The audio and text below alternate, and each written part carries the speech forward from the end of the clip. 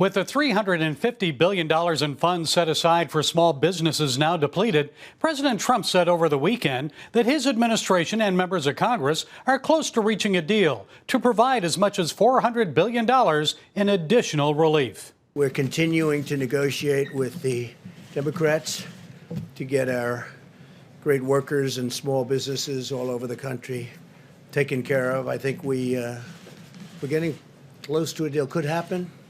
Could happen. A lot of good work has been going on. Final negotiations underway as a U.S. Chamber of Commerce poll finds that 1 in 10 businesses say they're less than 1 month away from closing permanently. And on the jobless front, 22 million Americans have filed for unemployment within the past 4 weeks. Some states like Texas, South Carolina, and Florida are starting slowly to open back up. People flocked to the beaches in Jacksonville over the weekend.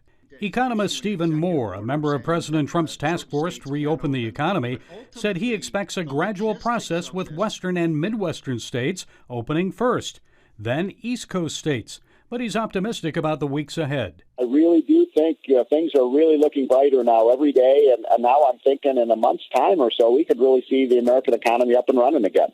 With the nationwide shutdown now entering its 6th week, protesters hit the streets in state capitals over the weekend in Colorado and Washington state, demanding to get back to their jobs and businesses. House Speaker Nancy Pelosi says there's an urgency to provide more relief for hospitals, firefighters, teachers, and small businesses. Let's get as much as we can for those who are helping to fight this fight so that we can soon open our economy. And now a growing number of Americans are laying blame on China. In early February, biologist James Lyons-weiler told CBN News his research found the Chinese were working on the virus as early as 2005.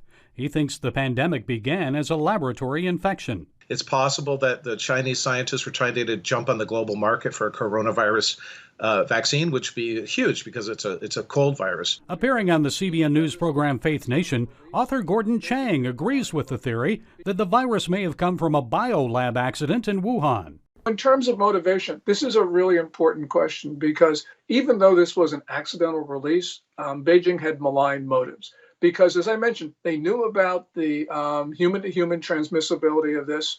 They knew, and they urged countries to accept travelers from China. President Trump says China may be held accountable. If it was a mistake is a mistake. But if they were knowingly responsible, yeah, then there should be consequences. On Capitol Hill, Senator Tom Cotton is among members of Congress who believe China is responsible for the viral pandemic and should be held accountable. The Arkansas senator began warning of the coronavirus and Chinese disinformation back in January. Gary Lane, CBN News.